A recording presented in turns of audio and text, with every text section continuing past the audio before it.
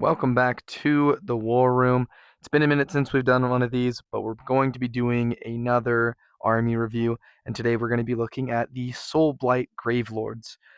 This is a super cool army. I love the lore behind it. I love the vampire aesthetic. It's so fun, and there's just a ton of really cool heroes and really cool things going on in this army. It's fun to play against. It's fun to play with. So let's hop right into this.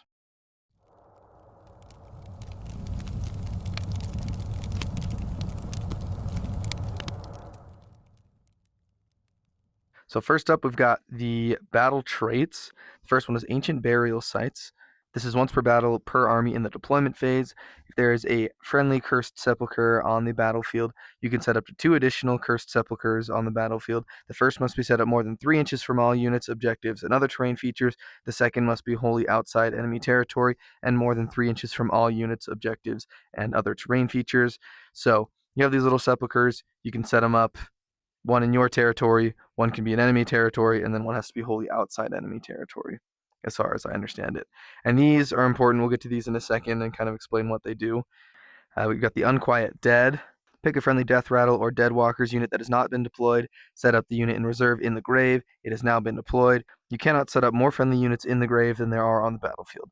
So you can put one of these into reserve, and then you can bring them back out. The Rising Dead. This is in your movement phase.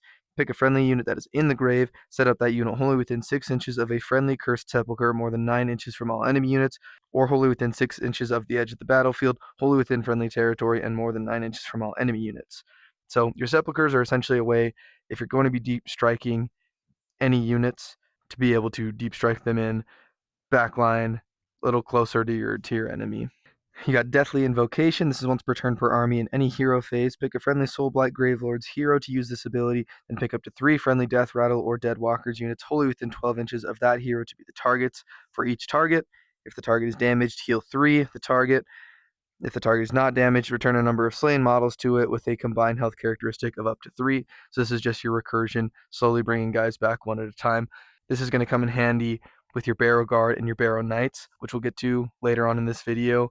But you can just bring back a ton of models by doing this, plus some of the other little recursion rules that we'll see.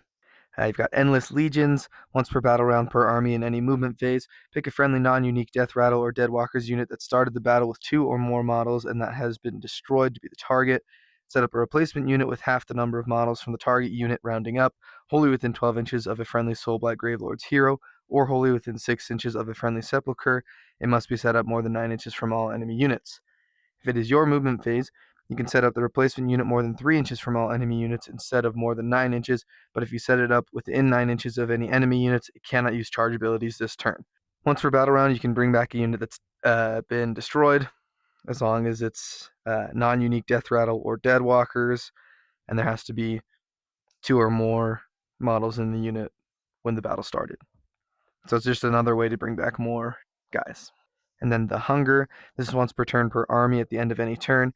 Pick each friendly vampire unit that used a fight ability this turn to be the targets. Heal each target for D3. Heal 2 D3 for each target instead if it destroyed an enemy unit this turn using a fight ability. So this is a way you can heal your vampiric units. That's most of your heroes, the Blood Knights, anything like that.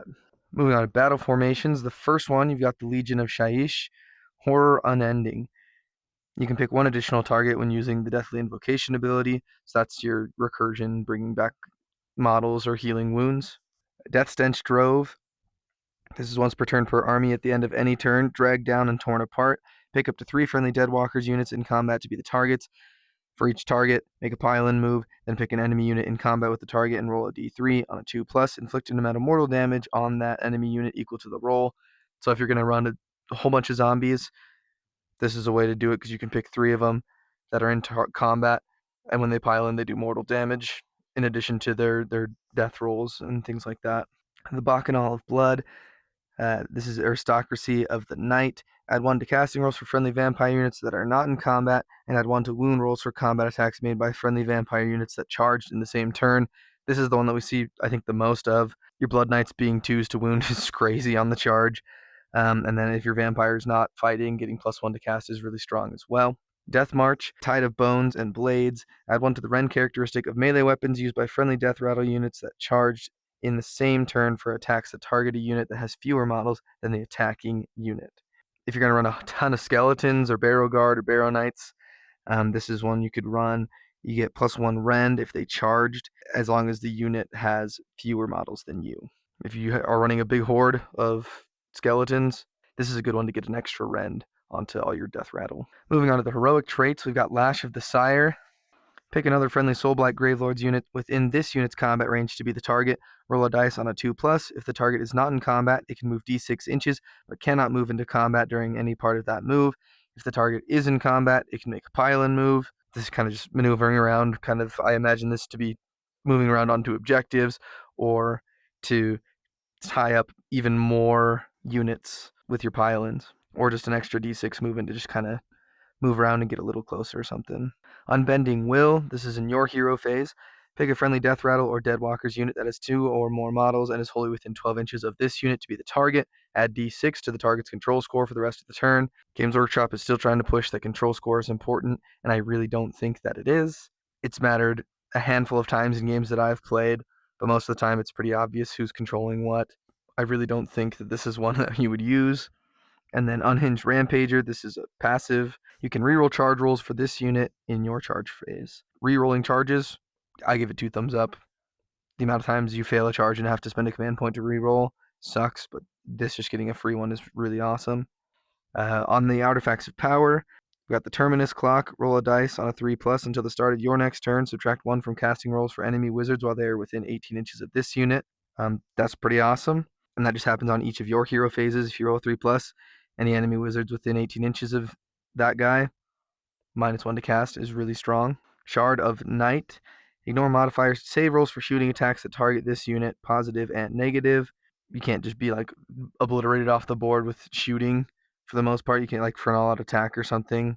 Amulet of Graves, once per battle in your hero phase. If there are fewer than 3 friendly Cursed Sepulchres on the battlefield, set up a Cursed Sepulchre on the battlefield more than 9 inches from all enemy units, more than 1 inch from all friendly units, and more than 3 inches from all objectives and other terrain features. This kind of just seems like a way to get a Sepulchre back. They're not the greatest faction terrain. I don't think they're really that strong, but I can see them being useful here and there, especially when you're bringing guys back and you're wanting to get close to your opponent, tie them up. I don't know. I think the Terminus Clock is really nice because it's a -1 to cast. It is still on a roll though, which is a little tricky. And then for the heroic traits, that reroll to charges in your charge phase is really awesome. Moving on to the spell lore. First one, we've got Vile Transference. This goes off on a 7. Pick a friendly Soulblight Gravelords wizard to cast this spell. Pick a visible enemy unit within 18 inches of them to be the target. Then make a casting roll of 2d6. Roll a number of dice equal to the number of models in the target unit. For each 6, inflict 1 mortal damage on that target. If any enemy models were slain by this spell, heal the caster for d3.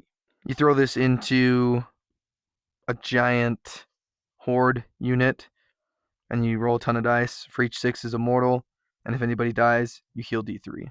So it's a good way to just kind of deal some damage, heal your wizard back. And it is your unlimited, so if you have multiple wizards, which you probably will, they can each cast this and do some damage and heal themselves. Prison of Grief. This goes off on a 7. Pick a friendly Soulblight Gravelords wizard to cast this spell. Pick a visible enemy unit within 12 inches of them to be the target. Then make a casting roll of 2d6. The target has strike last until the start of your next turn. This is really strong. Corey's been playing Soulblight Gravelords a little bit more, and so I've been playing against him a decent amount lately. And getting strike lasted is the worst feeling of all time. It sucks because you just have to hope that whatever it is survives, especially now that all defense has changed, so it's just for one attack sequence. You can't just be like, oh, I'm fight last, I'm just going to all defense this guy and he's going to just tank this out. Now it's like, okay, I have to pick and choose because everything's going to get to swing on me before I get to swing back, which is really strong. The next spell is Waste Away. This also goes off on a 7. Pick a friendly Soulblight Gravelords wizard to cast this spell. Pick a visible enemy unit within 12 inches of them to be the target. Then make a casting roll of 2d6. For the rest of the turn, subtract 1 from the damage characteristic of the target's melee weapons. -1 damage spell is so good. Like I said earlier, Corey's been playing Soulblight Gravelords a lot more lately. He's been casting this onto my Morsar Guard, who are damage 2 on the charge, but the eels are damage d3 all the time, and being damage d3 -1 sucks. It's the worst. It's really demoralizing, or like on the turtle or like the Eidolons. it's really demoralizing when your hammer becomes that much less dangerous. So I really like their spell lore. I think it's very effective and very efficient.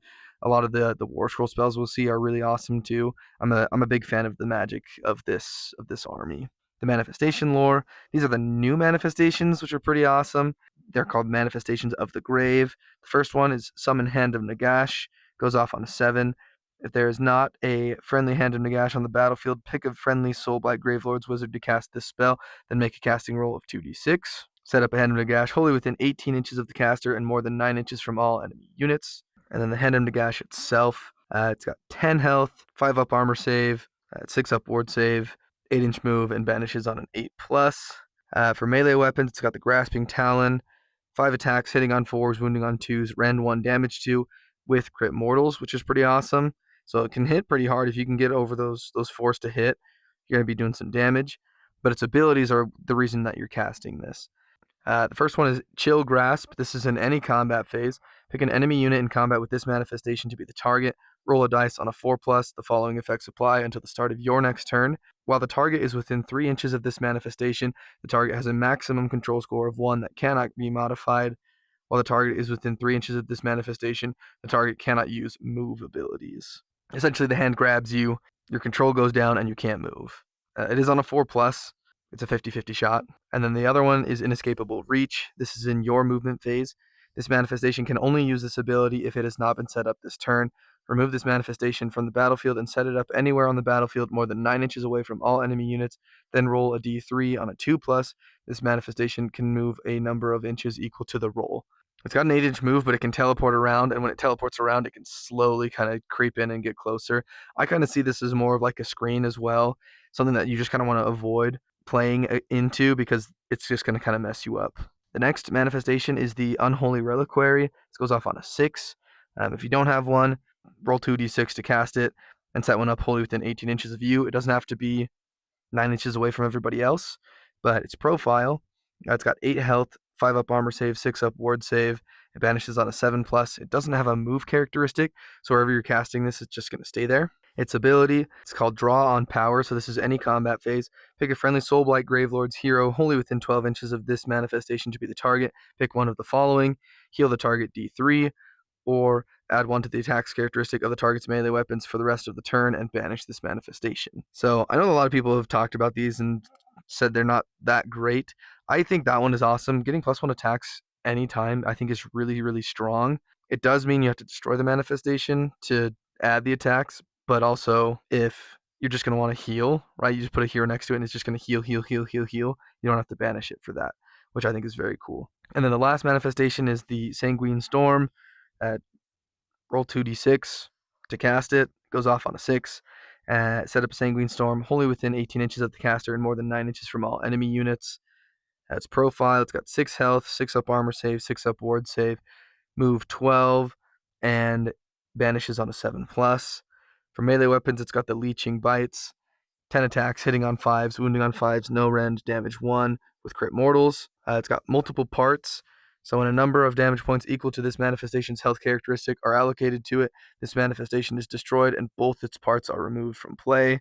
Each time this manifestation moves, both its parts must end within 9 inches of each other. Each part of this manifestation is armed with Leeching Bites. Essentially, you have 20 attacks with both parts, but if one goes down, they both go down. And then Leeching Bites. Each time an attack made by this manifestation scores a critical hit, heal this manifestation for 1. It doesn't have a ton of health, it's only 6, but if you don't kill it, chances are it could get a ton of crits and just heal right back up to full health. So now we're moving on to the War Scrolls. First one, we've got Nagash. We've covered him a whole bunch, but he's still just super awesome. Getting Hand of Dusted is 2 thumbs down. Let's dive into this. He's got 18 health, 3 up armor save, 5 up ward save. He's a wizard level 9, 10-inch move, and 10 control. For melee weapons, we've got Alakanash, the Staff of Power, 4 attacks, hitting on 3s, wounding on 3s, rend 2, damage d6. And then Zephet Nebtar, the Mortis Blade, 4 attacks, hitting on 3s, wounding on 3s, rend 2, damage 3. The damage 6 is the tricky part here because while you see that 6, the amount of times you're going to roll 1s and 2s and 3s, and it's going to feel bad, is a lot. Also, him wounding on 3s for being a giant skeleton monster feels bad. Battle damage, while this unit has 10 or more damage points, subtract 3 from its power level, going down to 6 only. The Staff of Power, add 2 to casting rolls for this unit while it does not miscast any spells this turn. If this unit miscasts a spell, ignore the restriction that would stop this unit from casting any more spells this turn. So, if you miscast, you're still going to take the mortals as well, but instead of not being able to cast at all, you just lose that +2 to cast. Hand of Dust. This is once per turn per army at the end of any turn. Pick a visible enemy, hero, or monster in combat with this unit to be the target. Hide a dice in one of your hands or under one of 2 appropriate containers. Your opponent must pick one of your hands or containers. If they pick the one hiding the dice, this ability has no effect. If they pick the empty one, the target is automatically destroyed. Keep your heroes and monsters away from this guy. If you're fighting with Nagash, run him towards heroes and monsters, keep him alive, Hand of Dust and some stuff, because I'm sure being on the negative side of it sucks, but being on the winning side of Hand of Dust has got to feel great. His War Scroll spell, he's got Invocation of Nagash, goes off on a 7. This unit can cast this spell more than once per phase. Pick a visible unit wholly within 18 inches of this unit that has not been picked to be the target of this spell this turn to be the target. Then make a casting roll of 2d6. If the target is an enemy unit, inflict d3 mortal damage on it. If the target is a friendly death unit, pick one of the following effects. Return a number of slain models to the target unit with a combined health characteristic of up to 3. The target has a ward of 5+ until the start of your next turn. So he can just be blasting out. This is why he's Wizard 9, because he can just be blasting out doing mortals to your enemies, and then on your own units you can be healing them, bringing models back, or he can give them a 5-up ward, which is pretty awesome. And then he's the Supreme Lord of the Undead. This is once per battle in your hero phase. Pick a friendly non-hero, non-unique death unit that has been destroyed to be the target. Set up a replacement unit identical to the target, wholly within 12 inches of this unit and more than 9 inches from all enemy units. So that unit of 10 Blood Knights that took forever to kill, or the Barrow Knights that took forever to kill, or the Barrow Guard that took forever to kill, they're back at full strength, and that's demoralizing for your opponent to see. Overall, Nagash is awesome. He's a super cool model. He's huge. He's tough to kill. Up next, we've got the new Prince Vordry. I mean, just look at that model. He looks so good. So beautiful. The new dragon is so much cooler than the old one. I didn't dislike the old one, but the new one is just so much better. 18 health, 3-up armor save, 6-up ward save, Wizard 1, move 12, and 5 control. Ranged weapons, he's got Swordmare's Miasma, 10-inch range, d6 attacks, hitting on 3s, wounding on 3s, Ren 2, damage 2. For melee weapons, you've got the Blood Lance, 6 attacks, hitting on 3s, wounding on 3s, Ren 2, damage 2, with charge +1 damage. And then you've got Swordmare's Ma, 3 attacks, hitting on 4s, wounding on 2s, Ren 2, damage 3. And then Swordmare's Claws, 7 attacks, hitting on 4s, wounding on 2s, Rend 1, damage 2. All of Swordmare's stuff is companion keyword, and then the range attack also has shoot in combat, which is pretty nice. Battle damage, while this unit has 10 or more damage points, the attack's characteristic of Swordmare's Claws is 5. And then the Saint of Slaughter, at the end of any turn, pick a friendly non-monster vampire unit that destroyed a unit this turn using a fight ability and is wholly within 12 inches of this unit to be the target. Pick one of the following effects to apply for the rest of the battle. Add 2 inches to the target's move characteristic. Add 1 to the attacks characteristic of the target's melee weapons. Add 1 to the damage characteristic of the target's melee weapons. More than one effect can apply to a unit at the same time. However, each effect can only be applied to each unit once. Blood Knights are non-monster vampire units. You run a bunch of them with him, and you can just run through some stuff. He makes them so much better. So your Blood Knights have a chance to be +2 movement, +1 attack, and +1 damage, as long as they keep killing things and they're close to Vordry.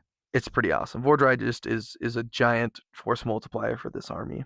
He's got the Trail of Crimson, once per turn per army in any combat phase. This unit can make a pile-in move, then pick an enemy unit in combat with it to be the target, roll a dice on a 4+, inflict an amount of mortal damage on the target equal to the roll. He's just always going to be piling over into you wherever he is on the board. And then his Rampage on a 4+ does that many mortals. He's doing 4, 5, or 6 mortals if he gets that off, which is pretty crazy. His War Scroll spell is called Quick Blood. Goes off on a 7. Make a casting roll of 2d6. This unit has Strike First until the start of your next turn. So Strike First is awesome. Giving this giant monster Strike First is really cool, especially like if you charge him with some Blood Knights or some Barrow Knights or something. He gets to go first, and then you get to activate another unit right after. It's so cool. You can just do so much damage right off the bat. Next up, we've got Neferata, 14 health, 3 up armor save, 6 up ward save, wizard 2, 12-inch movement, 5 control. Akhmetar, the dagger of Jet, 5 attacks, hitting on 3s, wounding on 3s. Rend 2, damage 1 with anti-hero plus 1 rend. Akinseth, the staff of pain, 3 attacks, hitting on 2s, wounding on 3s, rend 2, damage 2. And then Nagadron's claws, 5 attacks, hitting on 4s, wounding on 2s, rend 3, damage 3 with the companion keyword there. Neferata's pretty cool. She's got a lot of really cool abilities we're going to hop into. She battle damage while this unit has 10 or more damage points. The attack's characteristic of Nagadron's claws is 3. The Adivore, once per turn per army at the end of any turn, pick an enemy hero that had any damage points inflicted on it by this unit's Akhmetar this turn to be the target. Roll a dice on a 5+. The target is automatically destroyed. So before I ever got Hand of Dusted, I got hit with Neferata's dagger, and I lost an Eidolon turn 1 because I got too aggressive, and I said, I can kill Neferata. And I think I only didn't kill her by like 1 wound, but she'd gotten a wound through with a dagger and just like slurped up the Eidolon, and it made me feel pretty bad. So that's a really cool ability. You do have to do damage with it, and then it's on a 5+, so it's pretty low odds that all of that happens, but if it does, feels pretty awesome. Her War Scroll spell is Dark Mist. Goes off on a 7. Pick a visible, friendly non-monster Soulblight Gravelords unit wholly within 12 inches of this unit to be the target, then make a casting roll of 2d6. Ignore modifiers to save rolls for the target, positive and negative, until the start of your next turn. So you can just turn someone ethereal, which is really awesome. It means you can't use all-out defense, but that also means you just ignore rend, which is way better. The Mortarch of Blood, this is in the deployment phase. Pick up to 3 friendly Death Rattle infantry or Deadwalkers infantry units to be the target. Each target can immediately use the normal move ability as if it were your movement phase. So this is a good way to kind of streak up the board already. They're not very fast units. Death Rattle infantry and Deadwalkers is like skeletons and zombies, so they're not really that fast. If you bring her, you can move 3 different units up the board a little bit, which is nice. And then Twilight's Allure. Subtract 1 from hit rolls for combat attacks that target friendly Soulblight Gravelords units while they are wholly within 6 inches of this unit. So -1 to hit bubble, pretty awesome. Moving on to Manfred von Karstein, the Mortarch of Night. 14 health, 3 up armor save, 6 up ward save, wizard 2, 12-inch movement, 5 control. For melee weapons, he's got the Geistvor, the Sword of Unholy Power, 6 attacks, hitting on 3s, wounding on 3s, rend 1, damage 2. Then a Shigarath's Claws, 5 attacks, hitting on 4s, wounding on 2s, rend 3, damage 3. Both his and Neferata's mounts being rend 3 is pretty insane. You gotta hit on 4s, which is tough, but if you can hit on 4s and you get some of those through, rend 3 is gonna just tear through armor no matter what it is. He's got the Sword of Unholy Power. If this unit has slain any models this turn, for the rest of the turn, add 1 to the attack's characteristic of melee weapons used by friendly Death Rattle and Deadwalkers units while they are wholly within 12 inches of this unit. Skeletons get +1 attacks around him if he's killed any models, which is crazy, because killing 1 model is not that hard. His War Scroll spell is Wind of Death. This goes off on a 7. Pick a point on the battlefield within 18 inches of the caster. Pick up to 3 enemy units within 6 inches of that point and visible to the caster to be the targets. Then make a casting roll of 2d6. Roll a d3 for each target on a 2+. Inflict an amount of mortal damage on the target equal to the roll. He just picks an 18-inch line. And you can pick up to 3 enemy units, and they take d3 mortals on a 2+, which is pretty awesome. Ashigarath's Hunger. This is once per turn per army in any combat phase. If this unit charged this turn, roll a dice on a 3+. This unit has strike first for the rest of the turn. So him also being able to give himself strike first is pretty gnarly. His battle damage, while this unit has 10 or more damage points, the attack's characteristic of a Shigarath's Claws is 3, so you lose some attacks, obviously, if you're damaged. And then the Mortarch of Night. This is a reaction for when you declare a redeploy command for a Soulblight Gravelords unit wholly within 12 inches of him. The unit using the redeploy command can move into combat when using that ability. He can redeploy somebody into combat, which is pretty cool, which is pretty awesome. Moving on to Lukavai, the Mother of Nightmares. 11 health, 4 up armor save, 6 up ward save, wizard 1, 10-inch movement, 5 control. For melee weapons, the Eskurga Rapier, 5 attacks, hitting on 3s, wounding on 3s, rend 2, damage 2. And then the Gore-Drenched Talons, 3 attacks, hitting on 3s, wounding on 2s, rend 3, damage 3. Tons of rend so far through all of these heroes. Like, honestly, the one with the least amount of rend is his Vordry. He's just like base 1 and his mount is 2, but we're seeing a lot of 2s and 3s, which is pretty crazy in this army. Nightmare's Miasma.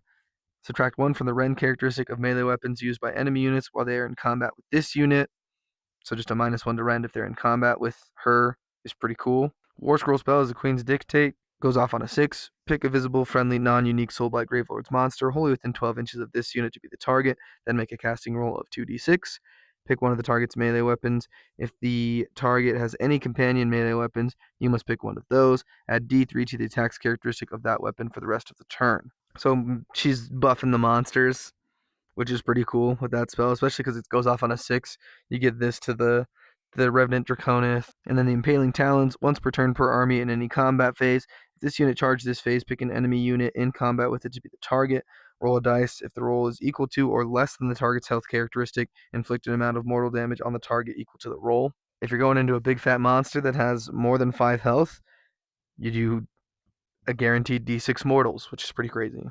Lukovai's a little soft because that 4-up armor save and a 6-up ward save.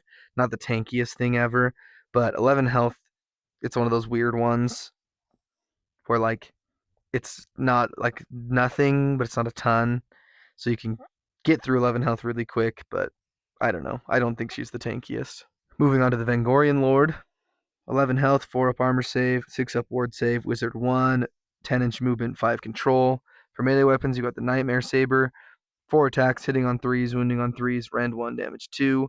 And then the Gourd Wrench Talons, 3 attacks, hitting on 3s, wounding on 2s, rend 3, damage 3. He also has Nightmare's Miasma, so anything that's in combat with him is -1 to their rend. And then the Festering Feast, once per turn per army at the end of any turn. If any damage points were allocated to enemy units by this unit's attacks this turn, heal this unit d3 and each other friendly Soulblight's Gravelords monster unit wholly within 12 inches of this unit. Every monster gets a bite of whatever they're having.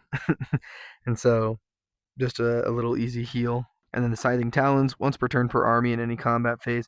If this unit charged this turn, pick an enemy unit in combat with it to be the target. Roll a dice on a 3+, roll a dice for each model in the target unit for each 5+, inflict 1 mortal damage on the target. So if he goes into like a horde, you get to roll a ton of dice, assuming you make that first 3-up roll. But you can do a ton of mortals that way, which is pretty awesome. It's a pretty good rampage. Moving on to the Blades of the Hollow King. 6 health, 4-up armor save, 6-inch move, 2 control. They got a 6-up ward, and they're also wizard level 1. How this works is you have 3 different models. One is Kato Ezekiar, one is Sisendra, and one is Aurelius. Here's what each of their melee weapons are. You've got the Izakarian Greatsword, 5 attacks, hitting on 3s, wounding on 3s, rend 2, damage 2. You got Sisendra's Twin Blades, 8 attacks, hitting on 3s, wounding on 3s, rend 1, damage 1. That is crit mortals. The Greatsword is crit auto wound. And then Canistrix Fangs, 2 attacks, hitting on 4s, wounding on 2s, rend 3, damage D3 with a companion keyword. You've got a War Scroll spell here. It's Retribution or Salvation. Goes off on a 7. This unit can cast this spell while its Kato Ezekiar is on the battlefield. Pick a visible unit within 12 inches of this unit to be the target, then make a casting roll of 2d6. If the target is an enemy unit, inflict d3 mortal damage on it. If the target is a friendly Death Rattle or Deadwalker's unit, subtract 1 from wound rolls for combat attacks that target that unit for the rest of the turn, making a skeleton unit or zombie unit essentially -1 to wound. Really strong. Aurelius, this is in your hero phase. This unit can use this ability while its Aurelius is on the battlefield. Pick one of the following to apply for the rest of the turn. Add 1 to this unit's power level. Each time a casting roll is made for this unit, you can re-roll 1 of the dice. That's almost a re-roll on a cast, but it's a re-roll 1 die, which most of the time is going to be good enough to get you whatever spell you need. And then Solia the Tutor, this is in any combat phase. This unit can use this ability while its Kato Ezekiar is on the battlefield. Pick one of the following to apply for the rest of the turn.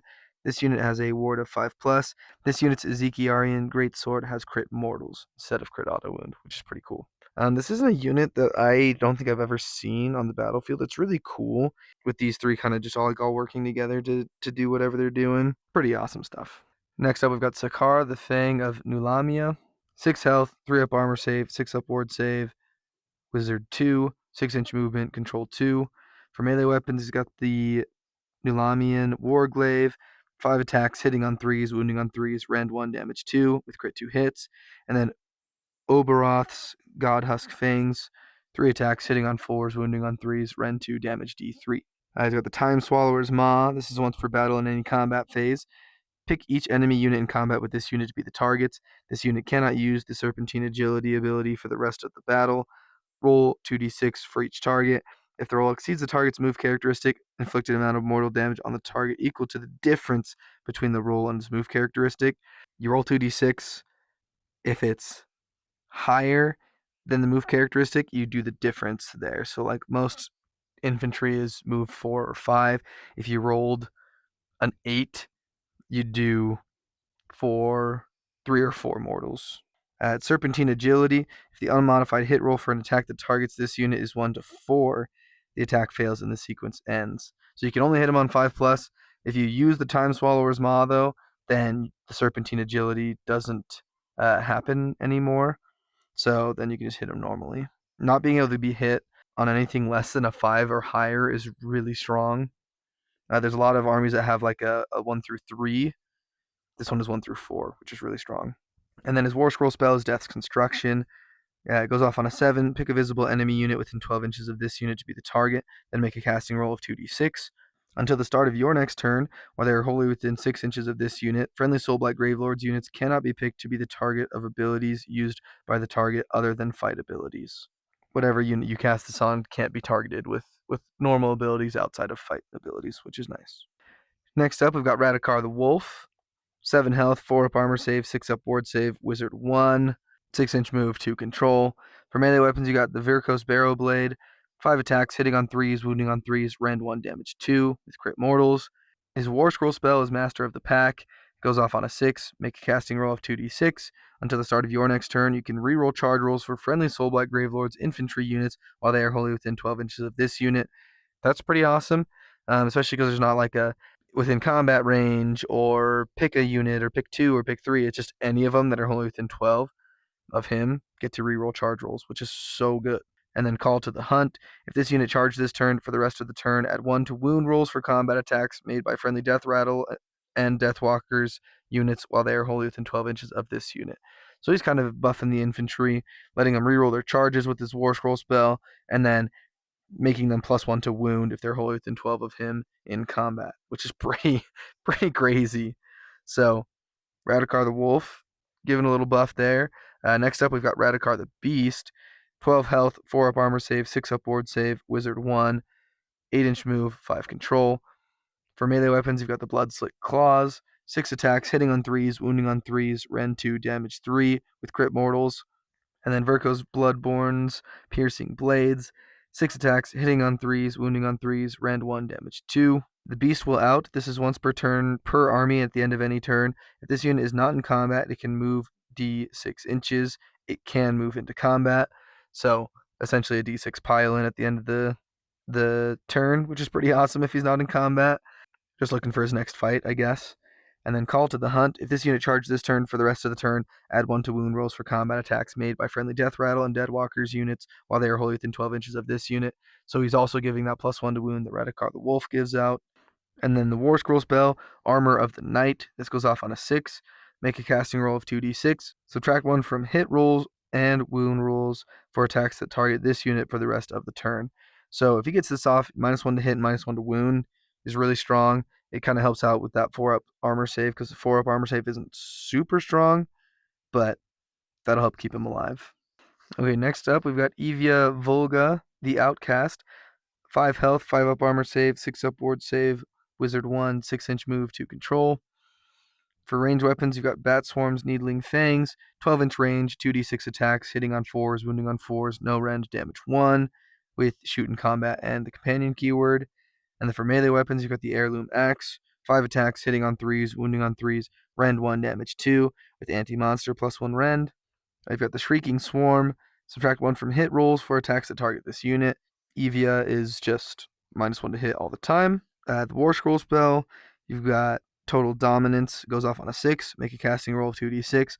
For the rest of the turn, subtract 5 from the control scores of enemy monsters while they are within 12 inches of this unit. I don't think that that's worth doing at all, ever, at any time. The Behemoth's Bane, subtract 2 from the attacks characteristic of enemy monsters' melee weapons while they are in combat with this unit. That's really strong. because monsters don't have a ton of attacks normally, and so -2 to the attacks is very strong. Evia is kind of like the anti-monster piece here. Next up, we've got Belladama Volga, first of the Virkos, 9 health, 4 up armor save, 6 up ward save, wizard 2, 8-inch move, and 5 control. For melee weapons, you've got the Time Worn Scimitar, 4 attacks, hitting on 3s, wounding on 3s, rend 1, damage 2, and the Lupine Fangs and Claws, 6 attacks, hitting on 4s, wounding on 4s, no rend, damage 1 with the companion keyword. First of the Virkos, add 3 to the control scores of Friendly, Radikar the Wolf, Radikar the Beast, Evia Volga, Lady Annika, and Kritza units while they are wholly within 18 inches of this unit. So control score buff here. And then the War Scroll spell, Under a Killing Moon. This goes off on a 7. Pick up to 3 visible friendly Direwolves units wholly within 18 inches of this unit to be the targets. Then make a casting roll of 2d6. For the rest of the turn, add 1 to the rend characteristic of the target's melee weapons. The targets can ignore the effect of the Beast ability, which essentially means instead of having 1 control for the entire unit, each model has 1 control. And then Wolf Guard, while this unit is within combat range of a friendly Direwolves unit, this unit has a ward of 4+. Each time you make a successful ward roll with this unit, allocate 1 damage point to a friendly Direwolves unit within this unit's combat range after the damage sequence for the unit has been resolved. Ward rolls cannot be made for those damage points. So, Belladama, bring a ton of Direwolves with her. She's going to make them really strong, make them better. Her War Scroll spell gives them +1 rend, and then they can ignore the Beast ability, which is cool. So you can kind of have like a tar pit of dire wolves that all of a sudden is going to be like controlled, 10, which is a wild concept. Moving on to Lady Annika, the Thirsting Blade, 5 health, 5 up armor save, 4 up ward save, 6-inch move, 2 control. For melee weapons, you got the Blade Proboscian, 7 attacks, hitting on 3s, wounding on 4s, rend 1, damage 2. She's got supernatural speed, so in the deployment phase, pick this unit if it has not been deployed, set it up in reserve, lying in wait. It has now been deployed. And then in your movement phase, you can use Starving Nightmare, pick this unit if it is lying in wait, set up this unit wholly within enemy territory and more than 9 inches from all enemy units. So she can kind of surprise, still have to make a 9-inch charge, but she can be right up in people's faces turn 1. And then Kiss of the Blade Proboscian at the end of any turn. Pick an enemy unit that was allocated any damage points inflicted by this unit's combat attacks this turn to be the target. Roll a dice on a 2+. Subtract 1 from save rolls for the target for the rest of the battle. You can permanently lower someone's armor save on a 2+ if they did any damage, which is pretty crazy. Next up, we've got Kritza, the Rat Prince. 5 health, 5 up armor save, 6 up ward save, 6-inch move, 2 control. He's got the Gnaw Blade, 5 attacks, hitting on 3s, wounding on 3s, rend 1, damage 2 with crit 2 hits. He's got the Scurrying Retreat, so in any combat phase, if this unit is in combat, roll a dice on a 3+. This unit can immediately use the retreat ability as if it were your movement phase without any mortal damage being inflicted on it. So you could charge this guy in, and then you roll, and on a 3+, you can just get the heck out of there and just make it so like you can't countercharge with whatever unit you were fighting or you were in combat with, which is pretty crazy. And then the Verminous Court, this is any combat phase. Pick an enemy unit in combat with this unit to be the target, then pick an artifact of power that the target has, roll a dice on a 3+, the target no longer has that artifact of power. So he essentially just yoinks your artifact of power, which is pretty cool. And I don't think he has a ton of points either, so worth kind of taking just to run him and see what's up. Vampire Lord on Nightmare Steed, 7 health, 3 up armor save, 6 up ward save, wizard 1, 12-inch move, and 2 control. For melee weapons, you got the Dynastic Cavalier weapon, 5 attacks, hitting on 3s, wounding on 3s, rend 2, damage 2 with charge +1 damage. And then you have the Nightmare's Hooves and Teeth, 3 attacks, hitting on 5s, wounding on 3s, no rend, damage 1 with the companion keyword. And then you've got For Glory and For Blood. This is a reaction when you declare charge ability for this unit. You can re-roll the charge roll for that charge ability. Then, before the charge move is made, you can pick a friendly Blood Knights unit that is not in combat, is wholly within 12 inches of this unit, and has not used a charged ability this turn to be the target. If this unit charges, then immediately after the charge ability used by this unit has been resolved, the target can immediately use the charge ability, even if it is not your charge phase. In addition, you can re-roll charge rolls for the target this phase. If you're running a Vampire Lord, run some Blood Knights, because you get a free countercharge with them as long as you use a countercharge on him. So if he countercharges, A unit of Blood Knights can also countercharge as long as they're wholly within 12 of him, which is absurd. And then Strike at the Heart. This is in any combat phase. Pick a friendly Blood Knights unit that charged this turn and is wholly within 12 inches of this unit to be the target. Add 1 to the Rend characteristic of that unit's Templar weapons for the rest of the turn. So on top of being able to countercharge for free, you get +1 Rend. If you're running a Vampire Lord, you'd be crazy not to run Blood Knights as well. And then moving on to the Vampire Lord on foot. 5 health, 3 up armor save, 6 up ward save, wizard 1, 6-inch movement, and 2 control. You got the Dynastic War Relic, 5 attacks, hitting on 3s, wounding on 3s, rend 1, damage 2, with anti-hero +1 rend and crit 2 hits. So kind of just a little ballistic missile here. And then you've got Sanguine Blur, once per turn per army in your hero phase. Roll a dice on a 3+, remove this unit from the battlefield and set it up again on the battlefield more than 9 inches from all enemy non-hero units and more than 3 inches from all enemy heroes. So he's your hero hunter. He's just going to go snipe heroes off the board using this. It's on a 3+. It's in your hero phase, right? So you can pop up right behind a hero and try and yoink them. Next up, we've got the Revenant Draconith. 16 health, 5 up armor save, 6 up ward save, 12-inch movement, 5 control. Ranged weapons, you got the Pestilential Miasma, 10-inch range, 5 attacks, hitting on 3s, wounding on 3s, rend 1, damage 2, with shoot in combat and the companion keyword. And then for melee weapons, you got the Draconic Maw, 3 attacks, hitting on 4s, wounding on 2s, rend 2, damage 3.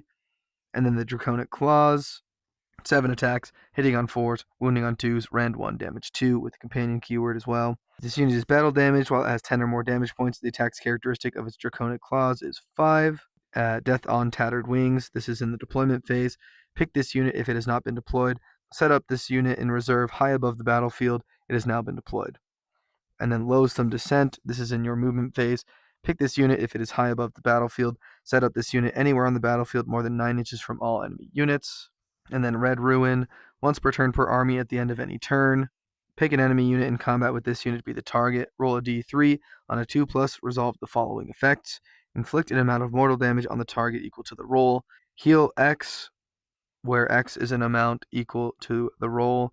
So if you roll on a d3, you roll a 3. You heal 3 and do 3 mortal damage. This unit can be removed from the battlefield and set up in reserve high above the battlefield.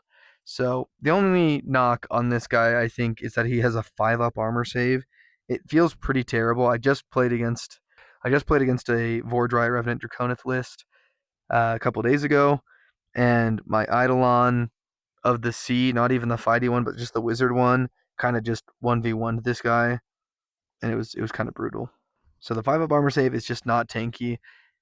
Games Workshop, give it a 4-up armor save, please. It's a giant dragon. It should have a little bit more armor than 5-up. Next up, we've got the Blood Knights. So these guys are essential to this army. So 3 health, 3-up armor save, 6-up ward save, 12-inch movement, and 1 control. They have the Templar weapons, 3 attacks, hitting on 3s, wounding on 3s, rend 1, damage 1, with anti-infantry +1 rend, and charge +1 damage. So they're pretty tough. And then remember, if you're running Vordry with them and they kill something, they get a buff. And then the Nightmare's Hooves and Teeth, 3 attacks, hitting on 5s, wounding on 3s, rend 0, damage 1. They have the Riders of Ruin. When this unit moves, it can pass through models and enemy infantry units and can pass through the combat ranges of enemy infantry units, but it cannot end a move in combat unless specified in the ability used.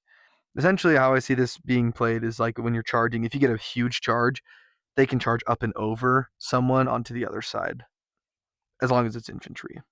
And then Trampled to Dust. Pick an enemy unit that this unit passed across this turn to be the target. Roll a d3 on a 2+. Inflict an amount of mortal damage on the target equal to the roll. So they can just go hop on someone, hop over them, whatever. On a d3 2+, that many mortals. Blood Knights are awesome. They're really strong. They're solid in and of themselves. Add Vordry to your list. They just get that much better, especially if you're running like the Army of Renown. Next up, we've got the Vargeists, 4 health, 5-up armor save, 6-up ward save, 12-inch move, 1 control. For melee weapons, I got the Murderous Fangs and Talons, 3 attacks, hitting on 4s, wounding on 3s, rend 1, damage 2, with crit 2 hits. They have Death's Descent, so once per turn per army in your movement phase. If this unit is not in combat, remove it from the battlefield and set it up again on the battlefield more than 9 inches from all enemy units. So they can just be teleporting around the board. These guys are nice to just be kind of objective monkeys. If your opponent decides to leave an objective unguarded, these guys can just go hop right on it. Other than that, they're not super strong. Moving on, we've got the Eskurgan True Blades. 2 health, 5 up armor save, 6 up ward save, 6-inch move, and 1 control. Each model in this unit is armed with Eskurgan weapons. 1 of 8 models is a Cursed Blood and can replace their Eskurgan weapons with the Elongated Claws and Slavering Maw. The champion is an Eskurgan Exemplar and cannot replace their weapons. So, the Eskurgan weapons, 2 attacks, hitting on 3s, wounding on 3s, rend 1, damage 1, with anti-monster +1 rend and crit 2 hits. And then the Elongated Claws and Slavering Maw, 5 attacks, hitting on 4s, wounding on 3s, rend 2, damage 1. They have the Gut-Wrenching Howl. This is in any combat phase. Pick an enemy unit in combat with this unit's Cursed Blood to be the target. Roll a dice on a 4+. The target has Strike Last for the rest of the turn. So dishing out a Strike Last is pretty brutal. It is on a 4+, which is, 50-50. And then they have Creed of the Eskurgan Renkai. Subtract 1 from hit rolls for combat attacks made by enemy monsters that target this unit. Add 1 to hit rolls for combat attacks made by this unit that target enemy monsters. So they already have anti-monster +1 rend. They're also going to be +1 to hit against monsters, which is pretty awesome. And then monsters are -1 to hit against them. Pretty solid little unit here. Pretty cool unit. We're seeing these guys taking a little bit more now. I think the models are just cool as well.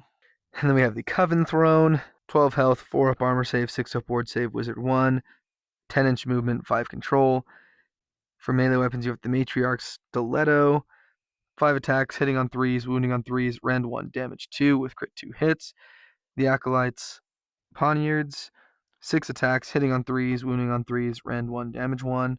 And the Spectral Host's Blades, 10 attacks, hitting on 4s, wounding on 4s, no rend, damage 1 with the companion keyword. So they have Tactical Insight. Friendly Death Rattle and Deadwalkers units have a ward of 5+, while they are wholly within 6 inches of this unit, giving out a little ward save, which is nice. And then the Scrying Pool. If a friendly Soulblight Gravelords unit wholly within 12 inches of this unit uses a redeploy command, you can pick another friendly Soulblight Gravelords unit wholly within 12 inches of this unit that has not used a command this phase to use the redeploy command immediately after the first has been resolved. This is an exception to commands 1.2. No command point is spent the second time that command is used. You essentially can redeploy twice if they're close to this thing. And then a Promising Concoction. This is once per battle per army in your combat phase. Pick up to 3 friendly vampire units wholly within 12 inches of this unit to be the targets. Add 1 to the attacks characteristic of the target's melee weapons for the rest of the turn. So vampires get +1 attacks while they're close to this thing as well. So this is just kind of a big buff piece, which is pretty cool. The Mortis Engine, I think, is a cooler model, but I just like the ghosts. Moving on to the Mortis Engine, 12 health, 4 up armor save, 6 up ward save, wizard 1, 10-inch movement, and 5 control. For melee weapons, you got the Corpse Master's Staff, 3 attacks, hitting on 4s, wounding on 3s, rend 1, damage D3. And then the Spectral Host's Blades, 10 attacks, hitting on 4s, wounding on 4s, no rend, damage 1 with the companion keyword. They've got the Reliquary. When this unit is set up for the first time, place a stored energy dice beside it with the one facing up. Each time a friendly Soulblight Gravelords wizard successfully casts a spell while it is within 12 inches of this unit, increase the value of the stored energy dice beside this unit by 1 to a maximum of 6. And then Wave of Power, this is once per turn per army in your shooting phase. Pick up to 3 enemy units within 10 inches of this unit to be the targets. Roll a dice for each target on a 3+. Inflicted amount of mortal damage on the target equal to the value of this unit's stored energy dice. Then change the value of the stored energy dice back to 1. It just shoots a blast 10 inches out and you pick 3 enemy units. It is a 3+, but then you get to do the amount of mortal damage on that stored energy dice. On a 3+, you could be doing 6 mortal damage to 3 different enemy units, which is pretty cool. You do just kind of have to get this thing close to people, though, which is not the best idea because it's not super tanky. And then you've got the Nexus of Death Energy. When a friendly Death Rattle or Deadwalkers unit wholly within 12 inches of this unit is picked to be the target of the Deathly Invocation ability, add D3 to the number of damage points that can be healed or the combined health characteristic of models that can be returned. So you potentially can get up to 6 guys back or heal 6 damage points, which is very, very strong, very cool. Okay, so now we're moving into our Death Rattle units here. The first one is the White King on Skeletal Steed. 8 health, 3 up armor save, 6 up ward save, 10-inch movement, 2 control. For melee weapons, you've got the King's Relic weapon, 5 attacks, hitting on 4s, wounding on 3s, rend 1, damage 2, with charge +1 damage and crit mortals. And then the Skeletal Steed's Hooves and Teeth, 2 attacks, hitting on 5s, wounding on 3s, no rend, damage 1. You've got the Ancient Barrow Curse. If an attack made with this unit's King's Relic weapon scores a critical hit, the target unit becomes cursed for the rest of the battle. Subtract 1 from save rolls for cursed units. Designer's note, multiple enemy units can become cursed by this ability, but the same enemy unit cannot be cursed more than once. So another permanent -1 to save, which is pretty cool. And then the Immortal Conqueror, this is in your hero phase. Pick an objective or terrain feature within enemy territory. For the rest of the turn, add 1 to hit rolls for attacks made by friendly death rattle units while they are wholly within 6 inches of that objective or terrain feature. +1 to hit if they're by a terrain feature or an objective, which is pretty cool. And it's, you pick one, right? But +1 to hit is always a bonus, especially with the way all-out attack works now. This is the way to go, I guess. Moving on to the White King, on foot, 5 health, 3 up armor save, 6 up ward save, 4-inch movement, 2 control. He's got the Baleful Tomb Blade, 5 attacks, hitting on 4s, wounding on 3s, rend 1, damage 2. And then once per turn per army in your hero phase, you can use the King of Shambling Bones. Pick a friendly death rattle unit within this unit's combat range to be the target. Roll a dice on a 3+. The target's melee weapons have crit 2 hits for the rest of the turn. It's pretty awesome. Crit 2 hits is awesome. I'm not going to complain about that. And then Ancient Strategies. This is a reaction for when you declared a fight ability for this unit. Pick a friendly non-hero death rattle infantry unit that has not used a fight ability this turn and is within this unit's combat range to be the target. The target can be picked to use a fight ability immediately after the fight ability used by this unit has been resolved. If it is picked to do so, add 1 to hit rolls for the target's attacks for the rest of the turn. So it's the follow me mechanic that we see a lot with the +1 to hit, which is really awesome. Next up, we've got the White Lord on Skeletal Steed. 7 health, 3 up armor save, 6 up ward save, 10-inch move, 2 control. For melee weapons, you've got the Lord Tomb's Blade, 4 attacks, hitting on 4s, wounding on 3s, rend 1, damage 2, with charge +1 damage, and crit mortals. And then the Skeletal Steed's Hooves and Teeth, 2 attacks, hitting on 5s, wounding on 3s, no rend, damage 1. Lord of the Trampling Bones, add 1 to the charge rolls for friendly death rattle cavalry units while they are wholly within 12 inches of this unit. And then the Royal Companions, this is a reaction for when you declared a fight ability for this unit. Pick a friendly non-hero death rattle cavalry unit that has not used a fight ability this turn and is within this unit's combat range to be the target. The target can be picked to use a fight ability immediately after the fight ability used by this unit has been resolved. So it's the same as the White King on foot. This one just doesn't have the +1 to hit. And then our next unit is the Death Rattle Skeletons. 1 health, 5 up armor save, 6 up ward save, 4-inch movement, 1 control. For melee weapons, they have the Ancient Weapon, 2 attacks, hitting on 4s, wounding on 4s, no rend, damage 1. And then they have the Skeletal Legion. At the end of any turn, you can return D3 slain models to this unit. So, little recursion there. They're just going to be coming back. These are just your basic skeletons. They're cheap.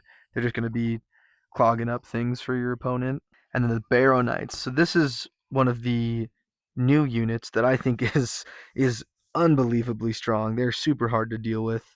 3 health, 4 up armor save, 6 up ward save, 10-inch movement, 1 control. For melee weapons, you've got the Barrow Lance, 2 attacks, hitting on 4s, wounding on 3s, rend 1, damage 1, with crit mortals and charge +1 damage. And then you have the Skeletal Steed's Hooves and Teeth, 2 attacks, hitting on 5s, wounding on 3s, no rend, damage 1. Knights of the King. While any friendly Death Rattle Cavalry heroes are within this unit's combat range, both this unit and those friendly units have a ward of 5+. Really easy way to get them to a 5-up ward. And then Curse to Rise once more. At the end of any turn, you can return 1 slain model to this unit. That's the end of any turn, so if you don't kill them in one go, they're bringing back 1. With their battle traits, bringing back another 1. At the end of your turn, they're bringing back another 1. Battle trait, they're bringing back another 1. So these guys just keep coming back no matter what. They're really hard to kill. The crit mortals is really strong. And then our other new unit is the Barrow Guard. 1 health, 4 up armor save, 6 up ward save, 4-inch move, 1 control. You have the White Blades, 2 attacks, hitting on 3s, wounding on 3s, rend 1, damage 1 with crit mortals. And then Guardians of the King. While any friendly Soulblight Gravelords infantry heroes are within this unit's combat range, both this unit and those friendly units have a ward of 5+. So the same thing, it's just an easy way to get these guys a ward save. The Barrow Guard are just super cool models. I'm not a huge Death Faction guy. I don't love like the skeleton aesthetic, but I think these guys are just super cool. The models are awesome. Now we're going to be moving into our Deadwalkers units here. Necromancer technically isn't a Deadwalker unit, but he's the Necromancer, so they put him with all of these units as well. 5 health, 6 up armor save, 6 up ward save, wizard 1, 5-inch move, and 2 control. Melee weapons, you've got the Mortis Staff, 3 attacks, hitting on 4s, wounding on 4s, rend 1, damage 2. And then the undead minions, while this unit is within the combat range of a friendly Death Rattle or Deadwalkers unit, this unit has a ward of 4+. Each time you make a successful ward roll for this unit, allocate 1 damage point to a friendly Death Rattle or Deadwalkers unit within this unit's combat range after the damage sequence for this unit has been resolved. Ward rolls cannot be made for those damage points. So he gets a 4-up ward. If he wards anything, whatever unit he's within combat range of takes those instead. But they can just come back, so it's not a huge deal. And then Van Hel's Dance Macabre. Once per turn per army in your combat phase, you can spend a command point and pick a friendly Death Rattle or Deadwalkers unit wholly within 12 inches of this unit to be the target. Roll a dice on a 3+. The target can use 2 fight abilities this phase. After the first is used, however, the target has strike last for the rest of the turn. This is tough because it's using a command point and then also on a 3+. So you could spend that command point and then just have it not happen. I think you either have it be a roll and not spend a command point, or you spend a command point and it automatically happens. I think it's the easiest way to just solve that problem. The Corpse Cart. 7 health, 6 up armor save, 6 up war save, 4-inch movement, 2 control. Melee weapons, you've got the Corpse Master's Weapon, 3 attacks, hitting on 4s, wounding on 4s, no rend, damage 1. And then the Zombie's Rusty Blades, 2d6 attacks, hitting on 4s, wounding on 4s, no rend, damage 1, with the companion keyword. And then the Locus of Undeath, melee weapons used by other friendly Deadwalkers units have crit auto wound while they are wholly within 12 inches of this unit. So if you wanted to run just like a giant zombie horde, you run like 2 or 3 corpse carts just for the fun of it. Like, oh man, crit auto wound on all these zombies that are throwing, 40, 50, 60 attacks, whatever it is, at you. Pretty fun stuff.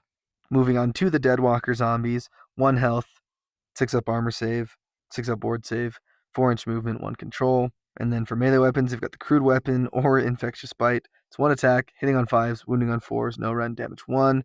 They have Mindless Ferocity. Each time a model in this unit is slain by a combat attack and that model is in combat with the attacking unit, roll a dice on a 6+, inflict 1 mortal damage on the attacking unit after the fight ability has been resolved. As they die, they just do mortals back on a 6-up, which is pretty cool. And if you have 180 of these guys, you can do a lot of damage back. Fellbats, 3 health, 6 up armor save, 6 up ward save, 12-inch movement, 1 control. For melee weapons, they've got the Chiropteran Fangs, 3 attacks, hitting on 4s, wounding on 4s, no rend, damage 2, with the companion keyword. It has the Beast keyword as well, so it's got a maximum of control score of 1. And then Fleet and Fell. This unit can use charge abilities, even if it used a retreat ability in the same turn. In addition, no mortal damage is inflicted on this unit by retreat abilities, so these are pretty good to go around and scoop up objectives and things like that. Dire Wolves, 2 health, 5 up armor save, 6 up ward save, 10-inch movement, 1 control. Melee weapons have got the Rotting Fangs and Claws, 2 attacks, hitting on 4s, wounding on 3s, no rend, damage 1. And then this unit has a maximum control score of 1 because it is a beast. They have the On the Hunt ability. This unit can use a run ability and still use charge abilities later in the turn. So, once again, if you want to run a whole bunch of Dire Wolves, run Belladama with them. They're going to be super good together. And then last but not least, we've got the Cursed Sepulchre. This is your faction terrain. 8 health, 4 up armor save, 6 up ward save, no movement, no control. It's cover and impassable. It's got the Locus of Shaiish ability. Each time a friendly Soulblight Gravelords wizard casts a summon spell from the manifestations of the Grave lore, you can measure the range and visibility from this terrain feature instead. So instead of casting from your wizards, you can cast it from these. And remember, these are all over the board when you set them up. So kind of you can space them out and figure out where you want to be able to cast your manifestations from all over the place, especially that like Hand of Nagash. You can just cast that into people through these, which is pretty cool. And then Leeching Soil. Each time a model, friendly or enemy, is slain while it is within 9 inches of this terrain feature, heal this terrain feature for 1. I think the Sepulchres are just okay. I think the Nighthaunt ones got a much bigger buff than these did, but I don't think these are bad necessarily. But that is the army review for the Soulblight Gravelords. It's a little bit longer video because there's a lot more heroes to go through. These aren't heroes that we see a ton on the board. But let me know what you think. If you play these guys, what armies are you running? What lists are you running? What are you seeing success with? What do you want to see more of from this army? We'd love to hear from you guys. Like this video, subscribe to the channel. We haven't done one of these in a little bit because we've been a little busy trying to do some other stuff. We're working on getting our Spearhead battle reports out there. We got to record a few more before we can really settle in our format here. But those are coming. Once again, if you can subscribe to us, it doesn't cost you anything. It really helps us out. Giving us a like really helps the algorithm push our videos so we can get more viewership and make more videos like this and even better videos in the future. But thank you so much for watching. We'll see you next time.